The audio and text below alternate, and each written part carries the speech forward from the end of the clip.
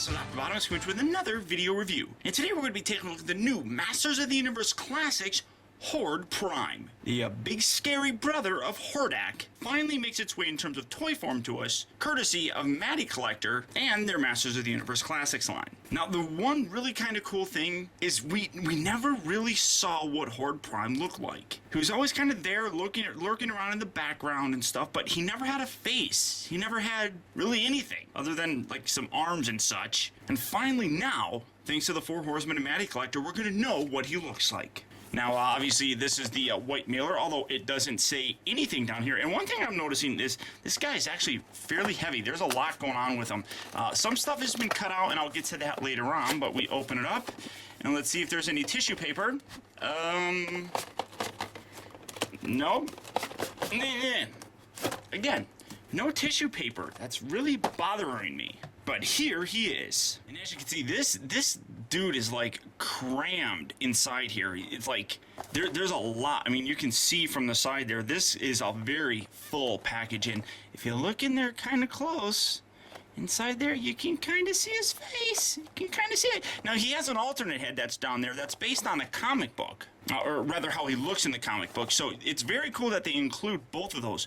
But I'm really digging the way this looks. I don't like how this looks like it's kind of crooked. I'm hoping that's just not on there right. That kind of bugs me. But I love the way this guy looks. Flip around here on the back, and you see other characters that are in the line. And obviously, there's no face here. And then it says Horde Prime's real name is Annalise Kerr. I'm probably saying that wrong. Evil dictator of a galaxy-spanning empire, the tyrannical Horde Prime rules from his throne on Horde World, systematically wiping out many of the cosmic enforcers. Annalise, and again, I'm probably saying that wrong, gained his greatest triumph when he infected his arch-enemy Hero with a mind-wiping techno-organic virus and banished him to the far-off magical planet of Eternia. Knowing his scheming younger brother's ambitions, Annalise sent him on a foolish quest to ensure Hero was defeated, never realizing that in doing so he would set about a destined series of events that 5 millennia later would lead to his defeat at the hands of the twin warriors He-Man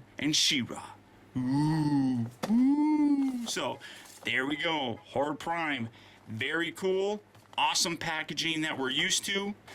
Let's get him open and finally see what Horde Prime looks like. Every now and then, Matty Collector comes along and absolutely blows me away with how good a Master of the Universe Classic figure can look. And Horde Prime here is no exception to that. This figure is literally a grand slam. Now, I know some fans are going to be complaining because what we saw, I think at Toy Fair or some other kind of convention in the past where we first saw this guy, he had some extra details on him. I think he came with the staff, and those have been cut out. Now, in all honesty, I can kind of see it because this is a very hefty guy. There's a lot going on with him. He comes with two different heads. He has a giant headpiece.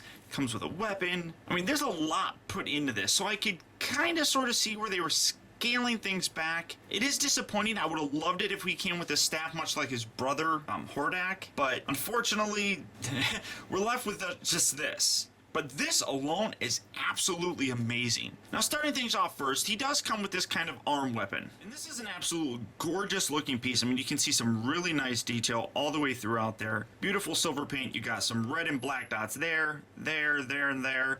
And then, of course, the Horde face right there. That's just absolutely awesome. Very nice detail. I love the fact that this plugs in, definitely giving us kind of that Horde Prime feel that we saw in the original She-Ra cartoon, where a lot of times all we saw were mechanical arms and things coming out. That's definitely a nice touch on this, and really kind of gives me that feel. Now, in addition to that, like I said, he comes with two different heads. This is the first one, and that's not actually, it's backwards. These are all kind of surprises, but this one actually was a little bit more well known. Now, this is the look of his head from the original comics, and it's a very nice representation of it. I do like it. It's kind of dog looking, kind of looks like a dog. I mean, I like the way this looks. It's not terrible. Some really nice paint applications on there. You can see you got the white, and then there's kind of like this blush kind of look and a little bit of a red tone going throughout his cheeks and stuff, but very cool. Now, this isn't the really cool head. Like I said, this is the head that was known to us because this is what we saw in the comic books. The head that people are most curious about is the one that's supposed to replicate how he looked in the cartoon. So what the Horsemen decided to do was kind of create their own. I love the fact that they include this giant headdress to kind of keep along with some of the mystery, but in removing it, you see what he really looks like. And there he is. Absolutely gorgeous. This dude is just so wicked and so awesome looking. So very cool. Now, I do have a couple problems here with the headdress itself. As you can see, there are some paint splotches here where it's a little bit sloppy. It comes down on here on the side. Flip around here on the back, and you can definitely see some sloppy paint right up in there. Although it's focusing on his head, just because his head is so awesome. We're just gonna move that. But you can see a lot of sloppy paint here. Honestly, I don't even know if the paint is supposed to come down here, or if it's not, because there's hardly any paint over there. So the back of his headdress is very, very sloppy. And then if you look on the inside, it actually has these grooves right inside here. That's actually what holds it on. It kind of fits on the grooves there. You just kind of put it on and smush it down in there, and it holds on there very securely. So that's very nice. But this dude is just, this head is just unbelievably awesome. It's a little bit of a pain in the butt to actually remove. You kind of have to get behind there, and in doing so, this part comes off. So you can take that off if you want, and then this head just pegs on, just like so. And I mean, honestly, I really don't, I don't dig this head. And this is really tight. It's, I mean, you can hear that. That's really kind of making me nervous, almost like it's kind of stretching the pin joint there.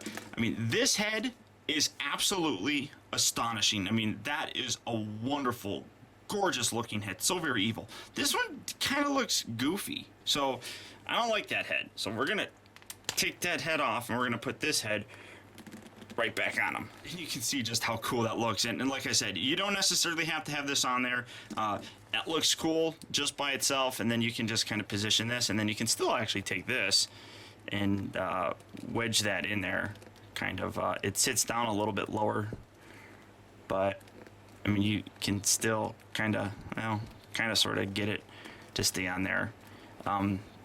That just kind of looks derpy, like so. I mean, that's very cool. Now, all of this armor actually comes off. You can take that off, and then you can have that. And then this upper body armor here also detaches.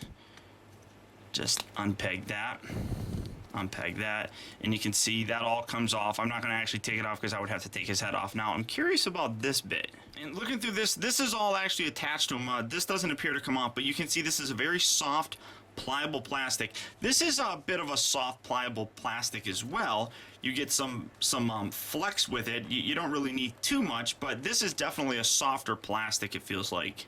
But this thing, it just amazes me how good this guy looks. I love the detail. His boots are absolutely awesome. You got the wings coming off here, and then the hands.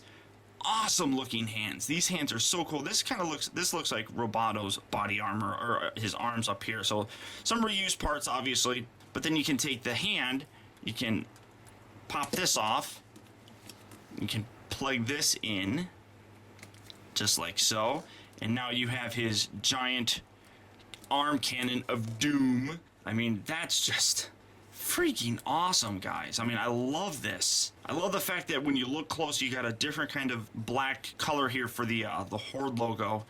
So awesome. So awesome. Everything about this, I am absolutely amazed with. Now, like I said, granted, this head's a little bit weak. This is weak to me. I'm not a huge fan of it, but that head, that's gonna go in the storage. I don't even care about that. But this thing is just absolutely wicked cool. And then everything else just loops right back on. Here, I'm going to take his head off because actually I have to put the little headpiece here back on. And then that just sits there.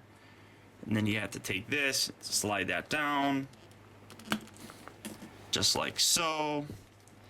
And, I mean, here's Horde Prime, guys. Now, there's Horde Prime, and here's his evil brother Hordak, and you can see there's a lot of similarities here. I mean, obviously they're from the same race, So I mean, absolutely cool, and I mean that's just he's even a little bit taller. It looks like. I mean that's kind of interesting. You can definitely see that the head sits up a little bit higher here on Horde Prime, which that's just so very cool. And hey, if you have Hordak, you can use his staff. I mean, that still looks pretty cool, just like that. Articulation-wise, this guy still has it all. The head's on the ball joint. Now, you would think it's a little bit more hindered here, and it is, just because of this big giant headpiece, but like I said, you can actually remove that if you want, and you can actually kind of get a good range of motion still going on with it.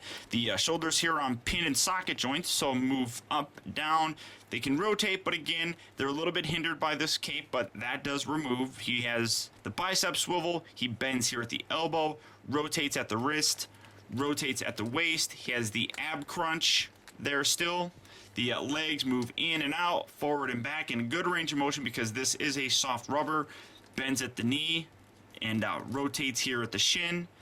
Got the foot that moves forward and back, and it also pivots left and right just a little bit. This guy really is, like I said, one of the most impressive of the Masters of the Universe Classic figures that I've gotten in a very long time. If all those other figures are home runs, like I said, this guy is an absolute grand slam. Now, Horde Prime was available via the Club Eternia subscription, so if you had that, you got this figure sent out to you, no problem. If you aren't a member, then you had to actually go on the website to pick it up, and sadly, it sold out. It actually took a while to sell out, and honestly, I think anybody who missed out on this is probably going to regret it. This guy just looks absolutely wicked. Even though we have never seen this character before in terms of the in terms of the cartoon, what the Four Horsemen did with this is absolutely amazing. I'm literally running out of adjectives to describe how great this guy looks. So I'm basically just gonna stop because I'm gonna just start making up words. But there you guys have it, the one and only Horde Prime finally available and finally with a face. So until next time, I want to thank you guys for tuning in. This has been Optibotimus. I'll talk to you later.